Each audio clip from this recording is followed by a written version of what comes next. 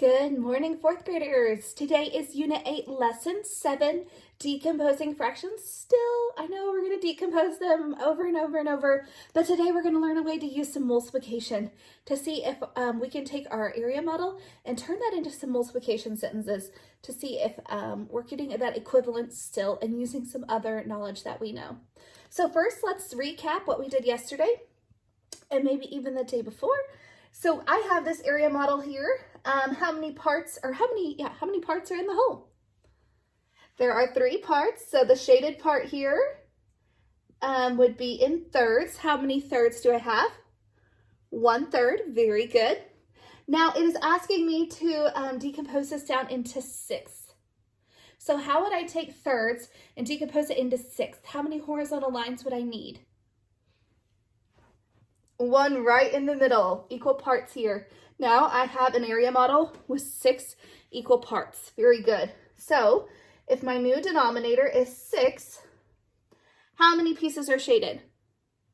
2. 2 6. Very good. Now here's the fun part that we are going to extend on today.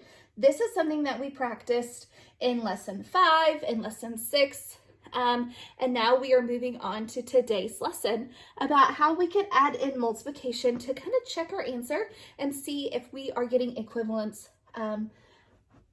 still whenever we use some multiplication sentences. So today we're going to take 1/3 and we're going to show it equivalent to a multiplication sentence, and hopefully on the other side we get 2/6.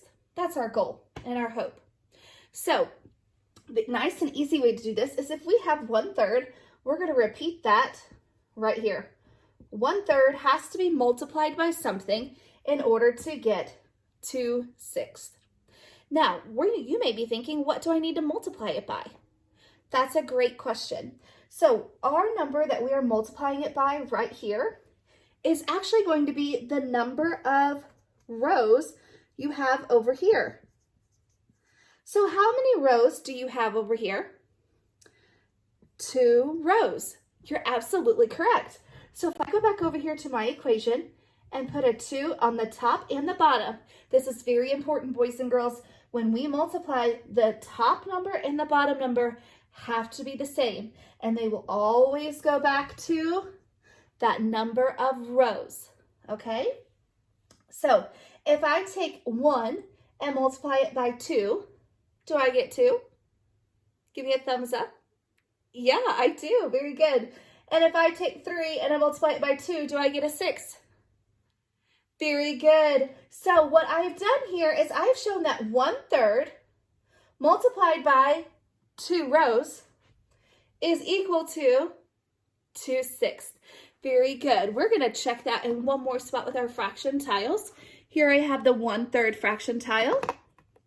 Here I have the 1/6 fraction tile. Does that match yet? Nope. If I add in one more 6, does it match now? Yes, very good. So 1/3 is equivalent to 2/6. Very good. Boys and girls, let me ask you a question about this.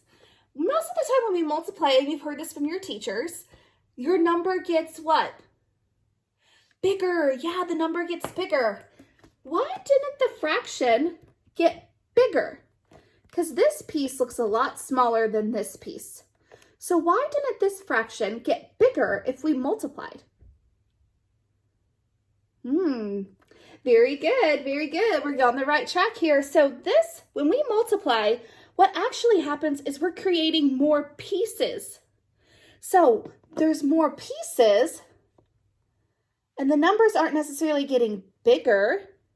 The fraction tiles are getting greater, the amount of fraction tiles. Excuse me. So 1/3, when multiplied by 2, gives us 2/6, and then when we multiply, that's showing us that we are getting a greater number of tiles. So we're actually having smaller pieces, but we're having a lot more pieces. So that is why when we multiply, we're not necessarily seeing our numbers get bigger, but we are seeing the number of our fraction pieces increase. Okay, let's reset the board and try one more.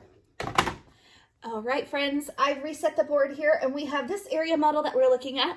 I'm going to kind of play off of what the problem set is going to do today. So the problem set is just going to give you an area model that looks like this. The first thing it's going to ask you is to decompose however you'd like. So you get the freedom to choose how you would like to decompose today. What we're going to do is first identify what we have shaded right now. How many parts are in the whole? How many parts are shaded? What is the fraction shaded? So let's add this in here. How many parts in the whole? There are 5 parts. Very good. So that's our denominator. And how many pieces are shaded? 2. So that's our numerator. Yes, 2/5 would be our shaded part of this area model. Very good. So if I want to decompose this, I can just easily do a situation where I just draw in one horizontal line here. Is this considered decomposing? Absolutely. You don't need to make it any harder than it has to be. So if I decompose it into just one horizontal line, how many pieces are in the whole now?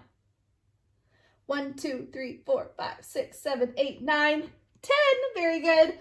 So our denominator is 10. Absolutely. Let me write that a little thicker. Sorry. 10. And how many parts are shaded in our new area model? 1, 2, 3, 4. 4/10 is our new fraction. So if we look at this in multiplication, somehow I need to use multiplication to get 2/5 equal to 4/10. Sound like a plan? So we just learned that the first thing we do is just repeat 2/5 right here because that's what we're taking and multiplying. We're taking 2/5, I've got my fraction tiles ready. We're taking these 2 pieces and we're going to multiply them into smaller parts. And remember, that means we're going to get more. That's that piece. Even though we're multiplying, the fractions don't get bigger, they actually get smaller because there's going to be more of them. The number of actual tiles is going to grow. So if I have 2/5, that's what I'm multiplying, okay? Remember, what did I say this number right here would be? How many what? Yeah, how many rows we have over here. So how many rows do you have on this side of your area model? You have 2 rows. Very good. So if I come back over here and add in 2 to the top and the bottom, they have to be equivalent. Equivalent is like a really magic word during this unit. Everything needs to be equivalent or equal. Is 2 times 2 equal to 4? Thumbs up or thumbs down? Thumbs up. Very good. 2 times 2 is 4. 5 times 2 equals to 10. Thumbs up or thumbs down? Yeah, thumbs up. 5 times 2 is 10. So we can see here that I have 2/5, and when I multiply it by 2, or I break it into 2 rows, then I get 4/10. Let's check that with our fraction tiles. So here's my 2/5. And if I start adding on my tenths, here's 1, 2, 3. Do I have a spot for another one?